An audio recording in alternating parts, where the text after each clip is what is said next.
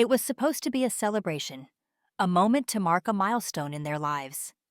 Denise and Michael had been married for 10 years, and they decided to host a small party to celebrate their anniversary.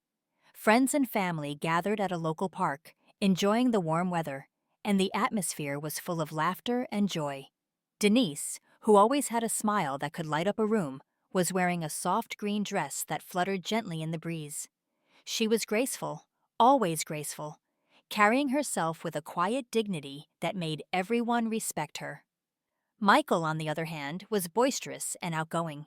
He often took center stage in any social setting, drawing attention to himself with jokes and stories.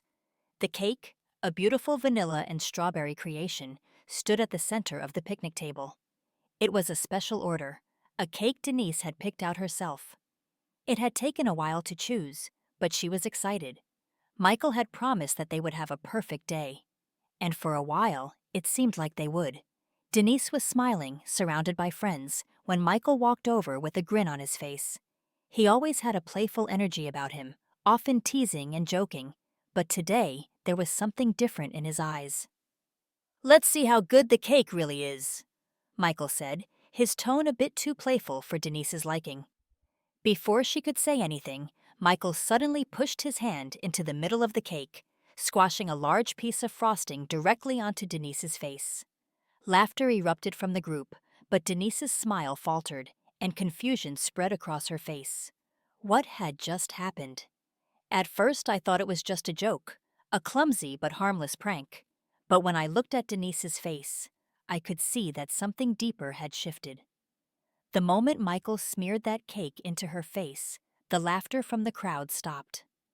Denise stood frozen for a second, her eyes wide with shock.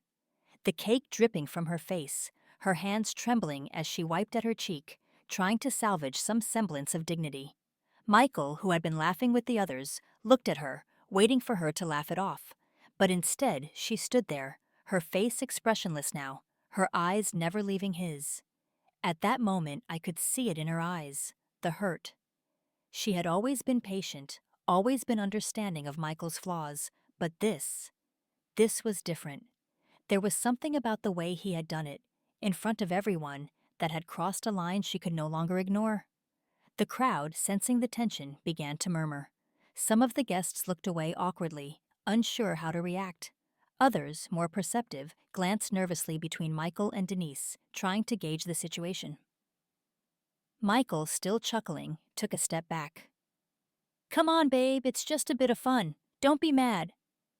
But Denise didn't laugh. She didn't even smile. She simply wiped the cake off her face and turned to walk toward the bathroom. Inside the bathroom, Denise stood before the mirror. The cake was still smeared across her face, but it wasn't the mess that bothered her. It was the humiliation. She had loved Michael. She had supported him through thick and thin, believed in him even when things weren't easy. But this was something else. This wasn't just a silly joke gone wrong. This was an attack on her dignity.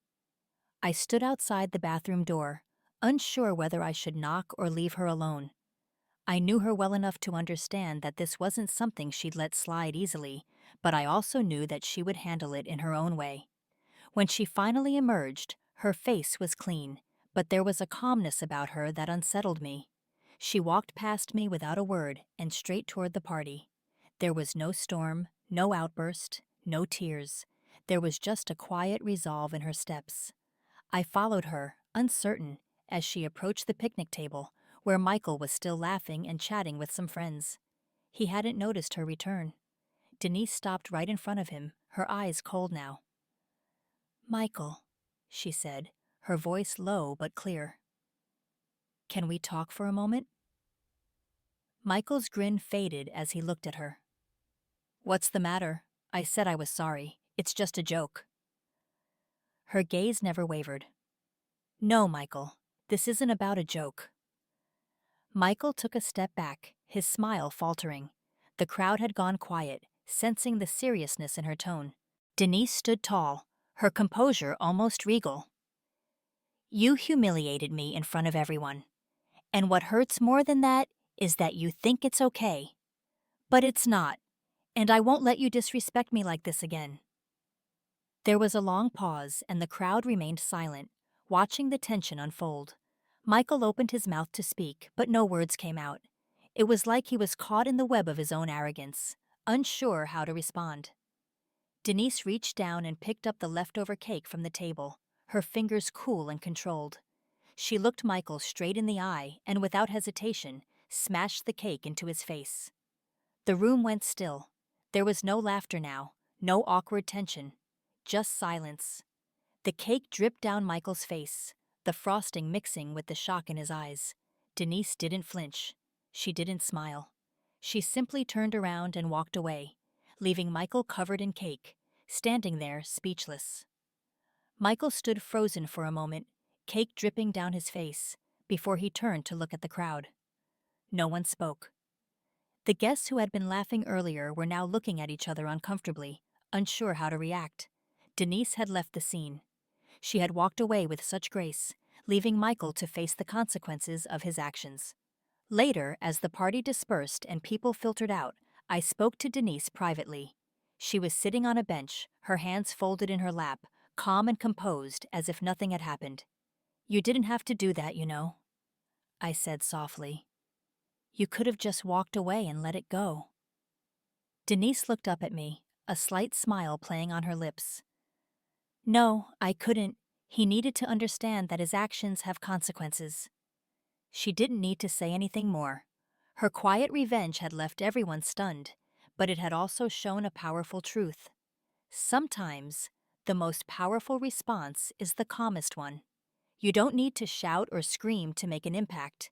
Sometimes, just standing tall and refusing to be humiliated is all you need to show your strength. Michael would never forget the lesson Denise had taught him that day, and neither would anyone else who had witnessed it.